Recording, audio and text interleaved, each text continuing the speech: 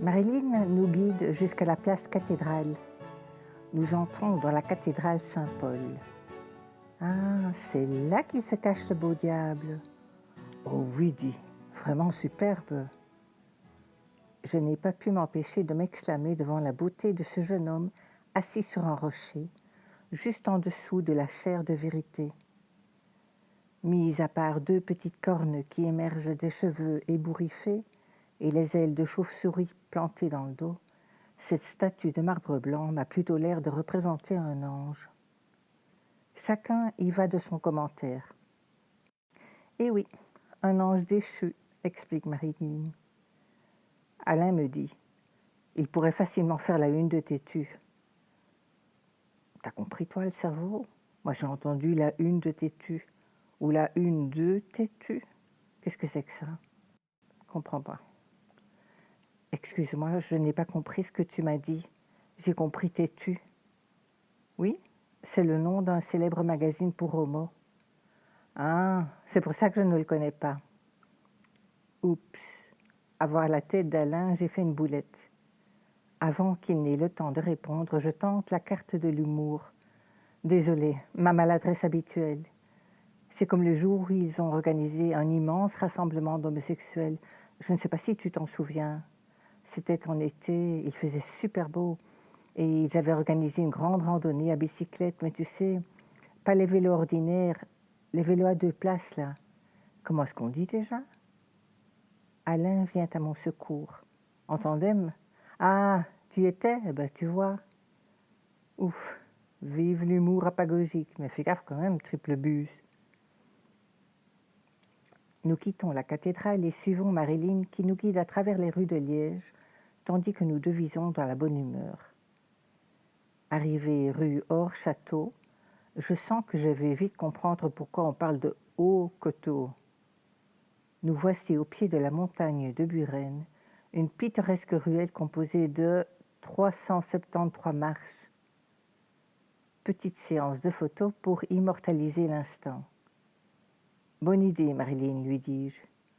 Si on reprend des photos en haut de l'interminable escalier, on pourra composer un mémorable avant-après. Je serais effectivement curieuse de voir nos têtes à l'arrivée. Pour l'heure, Alain se tient bien droit, les cheveux mi-longs au vent. Blancs, les cheveux. Curieux contraste avec ce visage jeune qui respire la bonhomie et la douceur, animé d'un regard bleu-gris intelligent. Jeans et veste en cuir. Même l'allure est jeune. Un peu comme un pied de nez au temps qui n'aurait eu d'emprise que sur les cheveux. Il tient sa Marilyn par l'épaule. Elle paraît toute menue à ses côtés. Cheveux bruns et longs, jeune silhouette élégante et fine. Elle me fait penser à une petite belette aux yeux noisettes, le regard pétillant et futé. Après avoir rangé l'appareil photo dans son petit sac à dos, Marilyn tend celui-ci à Alain. « Tu veux bien porter mon sac? Je t'assure que j'y arriverai pas. » Et la voilà qui s'élance avec ardeur à l'assaut des marches, le buste en avant, lancé dans un discours qui se révélera vite intarissable. Tandis que j'entame l'ascension dos bien droit, inspirant profondément à intervalles réguliers dans l'intention de grimper à un rythme lent et constant, Alain tente de freiner Marilyn. « Mais tu n'y arriveras pas comme ça, tu vas beaucoup trop vite. Ralentis et tais-toi pendant la montée. » Mais Marilyn, déjà essoufflée avant d'arriver au premier palier, d'insister. « Je t'assure, pas bien, depuis quelques jours déjà.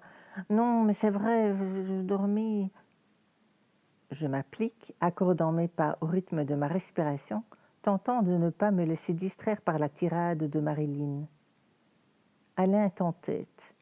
Je le suis une dizaine de marches plus bas et je devine au son décrescendo de la voix de Marilyn qu'elle ne suit pas. « Attendez-moi » crie-t-elle soudain d'une voix aiguë. Je ne peux m'empêcher de pouffer. Je m'arrête, me retourne et l'encourage. Alain, qui a fait de même, retente de lui faire comprendre qu'à parler sans cesse, elle ne fait que s'essouffler et gaspiller son énergie. En vain. Marilyn a repris l'ascension. et la parole.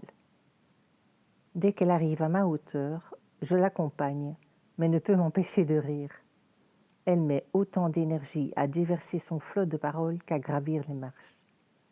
Je prends Alain à témoin. Impossible de gérer sa respiration pour grimper, elle nous fait rire, alors nous perdons autant notre souffle qu'elle.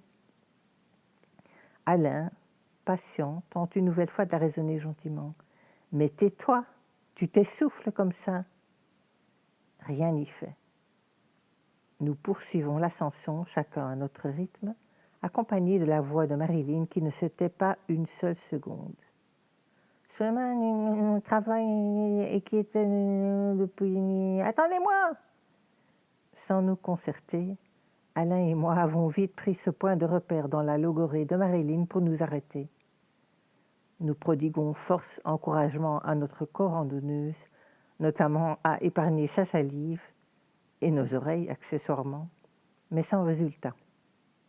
Nous achèverons l'ascension au son des paroles inintelligibles de Marilyn, ponctuées de quelques « Attendez-moi » qui auront systématiquement pour effet de me faire pouffer de rire. Une randonnée dans les fagnes, qu'il disait. Alain s'est assis pour nous attendre sur l'un des bancs que la ville a eu la bonne idée d'installer à 3 paliers, à l'intention des courageux grimpeurs. Nous y ferons une pause bienvenue. J'en profite pour prendre une photo des amoureux les yeux dans les yeux. Arrivés en haut, nous contemplons la ville. Alain sort l'appareil du sac pour immortaliser la vue plongeante et s'exclame à l'adresse de Marilyn. « Mais qu'est-ce que tu as tout mis là-dedans ?» Il sort un carnet du sac. « Tu as pris ton journal intime ?»« Non, c'est mon carnet professionnel. »« Ton carnet professionnel ? Tu prends ton carnet professionnel en balade, toi. Me dis, à partir de maintenant, c'est toi qui le portes, hein, ton sac. »« Oh non, je t'en supplie, vraiment, je ne pourrais pas. » Alain n'insiste pas et garde le sac. Nous commentons gaiement notre exploit. La toute dernière maison de la montagne de Buren abrite un cabinet médical. Marilyn le prend en photo tellement l'idée nous amuse. L'idée qu'après l'ascension, certains d'entre nous aient besoin d'un médecin. Alain a repris la marche et s'engage dans la rue du Péry. Nous lui emboîtons le pas.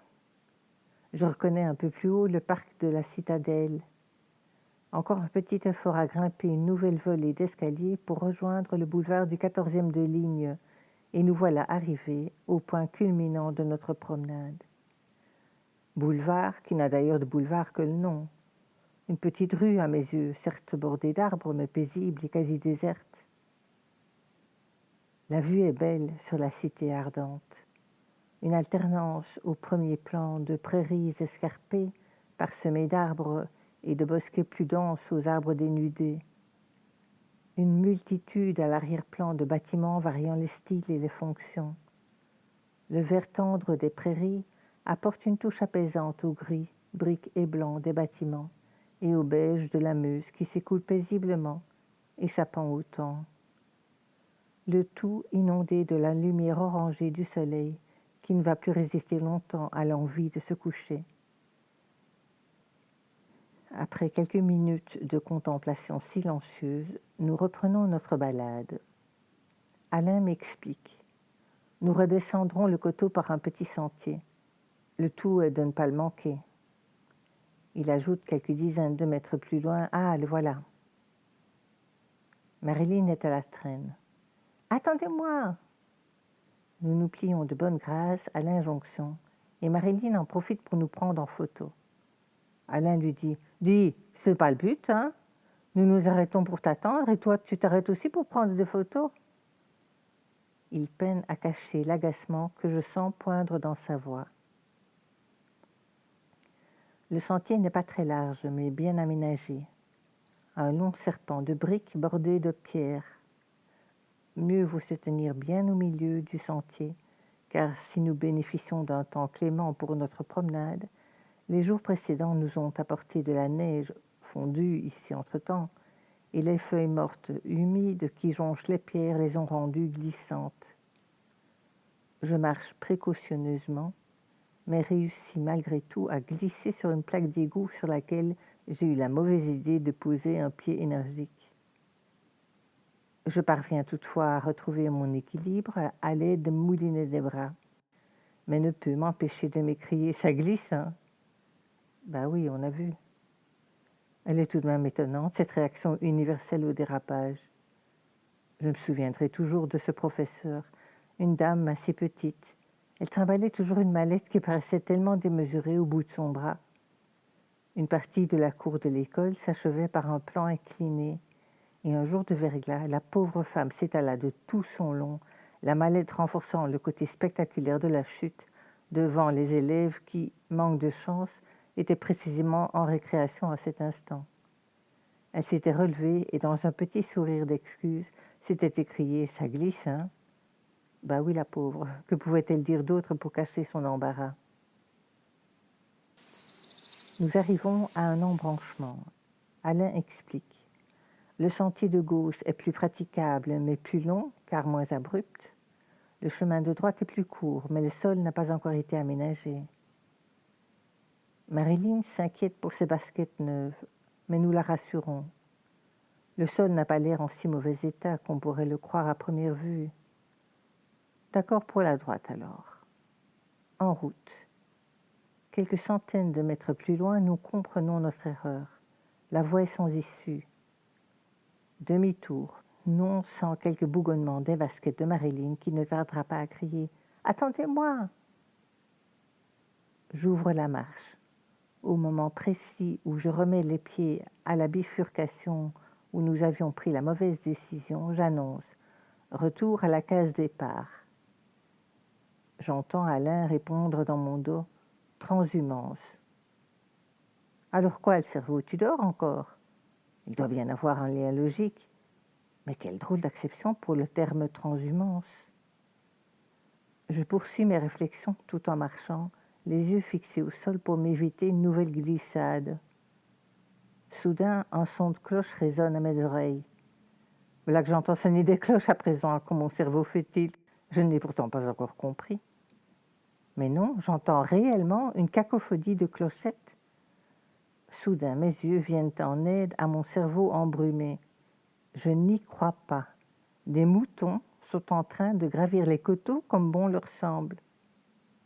Ah oui, Marie, ils ne vont pas nécessairement suivre gentiment le tracé du sentier, hein? Un vieux berger les suit. Vieux jeans, vieille anorak, vieux gants de travail, bonnet enfoncé jusqu'aux oreilles, sourire chaleureux quand Alain entame la conversation. « Vous allez jusqu'où comme ça ?»« Juste derrière le coteau. »« Et vous en avez combien comme ça ?» On sent le bruxellois. 20 moutons et 2 chèvres. Bien, eh bien, bonne route et bonne fête. Nous commentons notre incroyable rencontre tout en reprenant notre promenade. Je m'enquière auprès de mes amis. Vous avez vu le détail qui tue? L'homme tenait à la main un parapluie pour dame à toile bleu roi, fermé. Détail saugrenu s'il en est, mais bienvenu. Pour un peu, mon cerveau se serait cru en voyage dans le temps. Retour au Moyen-Âge. Marilyn se tourne vers Alain. « Pourquoi tu lui as souhaité bonne fête ?»« Parce que c'est bientôt la fête du mouton. Je ne sais pas exactement quand, mais je sais que c'est bientôt. Il les emmène probablement à l'abattoir. » Marilyn s'offusque. « À l'abattoir? Tous ces moutons ?»« Ben oui. »« Mais pourquoi? Ils vont être mangés, ces moutons ?»« Ben, tu sais, c'est un peu l'idée. » Se tournant vers moi, il ajoute « Marilyn n'est pas très viande, vois-tu. » Pauvre Marilyn, moi aussi j'aimerais autant que ce soit vraiment la fête du mouton. J'ai toujours aimé les histoires pour enfants, et j'imagine sans peine, moi, les moutons à la fête, dansant la farandole, un chapeau pointu sur la tête. Mais non, ma pauvre Marilyn, c'est la fête du mouton pour tout le monde, sauf pour le mouton. Arrivé au pied du coteau, le voyage dans le temps se poursuit. 4 jeunes gars en surcot à blason se disputent un combat amical à l'épée. Très fort, le cerveau. Voilà que tu réussis à présent à t'imbiber de l'alcool qu'ingurgitent tes camarades. Bonjour, lance joyeusement un des lurons. Ah non, je suis toujours au présent. Mais je découvrirai vite que le voyage dans le temps n'est pas fini pour autant. Alain nous propose de nous désaltérer à la maison du Péquet. Bien oui, nous sommes à Liège tout de même, ville réputée pour son eau de vie au genièvre déclinée en une trentaine de parfums. J'y prendrai pourtant un thé au lait. Une année passée en Angleterre, cela laisse des traces. Mais Alain et Marilyn sauveront l'honneur en commandant tous deux un Péquet au gingembre. Attablés devant nos boissons respectives, nous en profitons pour programmer notre soirée. Où nous restaurer? Marilyn s'enquiert de mes goûts. Je ne sais pas trop, et lui explique ma perplexité. Je ne connais pas grand-chose à Liège, et encore moins les restaurants. Un restaurant italien peut-être? Oh oui, on pourrait aller au Danieli, me répond-elle en interrogeant son homme du regard. Alain acquiesce. Il est encore tôt, mais nous décidons d'y aller déjà pour réserver une table. Et non, complet pour ce soir. Marilyn nous propose alors la Zouès. Va pour la Zouès. Le nom ne me dit strictement rien, mais pourquoi pas. En chemin, Marilyn interdit à Alain de prendre de l'andouillette. Tandis qu'Alain sourit, je leur avoue mon ignorance. De l'andouillette, je ne sais pas ce que c'est. Alain m'explique. C'est une préparation à base d'intestin de porc ou de veau emballé en boyaux. Et ça pue, ajoute Marilyn. Mais non, rétorque Alain. Oh si, insiste Marilyn, qui se tourne vers moi, convaincante. Je t'assure, il ne faut pas prendre ça. Cela sent vraiment les intestins et ce qu'ils contiennent. Entre-temps, nous sommes arrivés à la place du marché.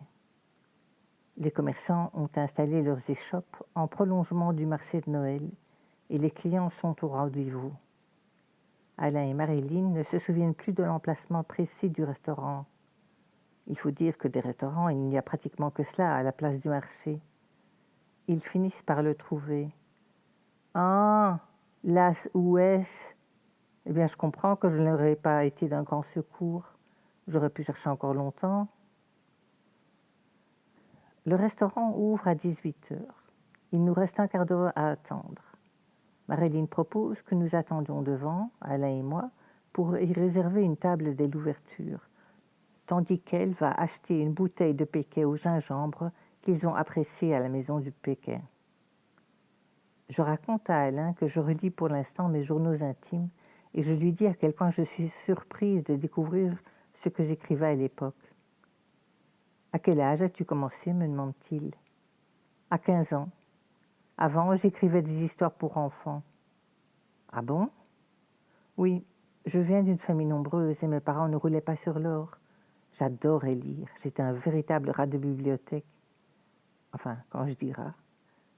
C'était toujours un bonheur de fréquenter les librairies, les foires aux livres, pouvoir toucher ces livres neufs, en humer l'odeur si particulière.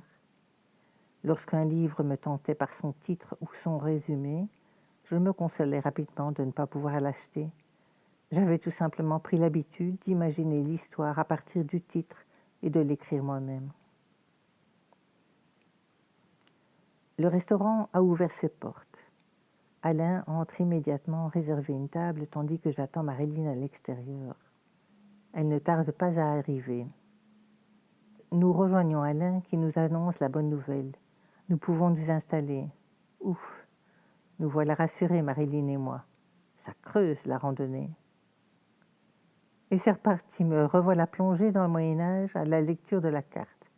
Pieds de cochon grillés, tête et langue de veau à la sauce madère, jambonneau, rognons de veau. Nous voilà lancés dans une conversation sur l'ambiance du restaurant, sur les menus proposés. J'imagine sans peine les banquets médiévaux, les sangliers entiers posés sur les tables, les jambonneaux dévorés à pleine main, le vin coulant à flots.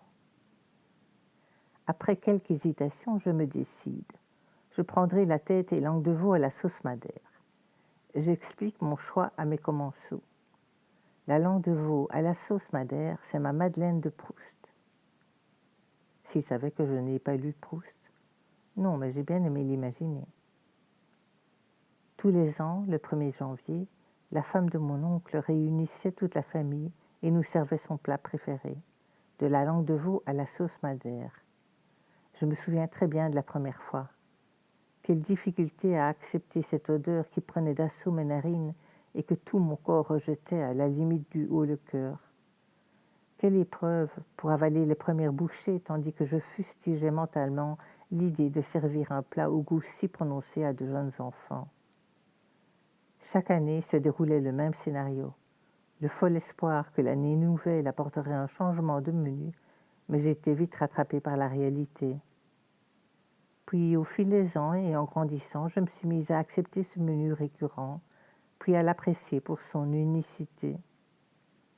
À ce jour, je n'avais jamais mangé de la langue de veau un autre jour que le 1er de l'an.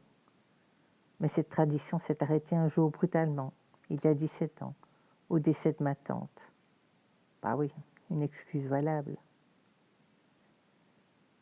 Quand la serveuse nous apporte nos plats respectifs, je suis rattrapée par mon imagination, clairement aidée par le thème du jour, il est vrai. Gloups. À force d'invoquer le Moyen-Âge, une image s'est imposée à mon esprit lorsque la dame a posé devant moi une petite cocotte noire surmontée d'un couvercle. J'ai eu peur, l'espace d'un instant, de comprendre pourquoi le menu spécifiait tête et langue de veau, contrairement à ma tante qui se contentait de servir la langue découpée en fines tranches. Au secours, ils n'auront quand même pas laissé la tête entière. Vite chassé de mon esprit tordu l'image de cette tête grillée sur les buffets de l'époque. Ouf, mais non, nous sommes bel et bien en 2008. Il est 21h30. Le restaurant est devenu fort bruyant. Marilyn nous propose d'aller inaugurer sa nouvelle console de jeu. Ainsi tu verras Platon, me dit-elle. Je me doute qu'il s'agit d'un animal. Supposition vite confirmée par Alain qui me demande si je ne suis pas allergique aux chats. Non, mais je ne les aime pas. Marilyn s'étonne. Oh, tu n'aimes pas les chats? Non, parce que j'aime les oiseaux. Oh, mais tu verras, le mien est très gentil et il ne mange pas les oiseaux. J'ai même une tortue et il s'entend très bien avec elle. Je n'insiste pas pour ne pas l'offenser, mais je ne peux m'empêcher de sourire à l'idée du chat et de la tortue aquatique. Je n'en doute pas, moi, qu'il l'aime. Je suis même sûre qu'il l'aimerait encore davantage si elle n'était pas hors de sa portée. Je passerai encore une bonne heure en leur compagnie, puis je décide de les laisser. Ils ont à honorer la réputation du gingembre, ces deux-là. Ainsi s'achève une belle journée, à la recherche du temps mélangé. Dès le lendemain, je décide de relater notre randonnée. Une randonnée dans les fagnes, qu'il disait. J'interromps l'écriture pour sortir pendre mon linge dans le jardin. Comme je suis dissimulée par la haie de tuyas, le voisin ne m'a pas vue et continue à chanter de bon cœur. Je reconnais sans peine l'air des Carmina Burana. Décidément, le médiéval me poursuit. Je fais une fixation ou quoi? Mais non, pas de panique. Le temps n'existe pas. Qui a dit que le temps existait d'abord? On sait bien que c'est une invention de l'homme, non?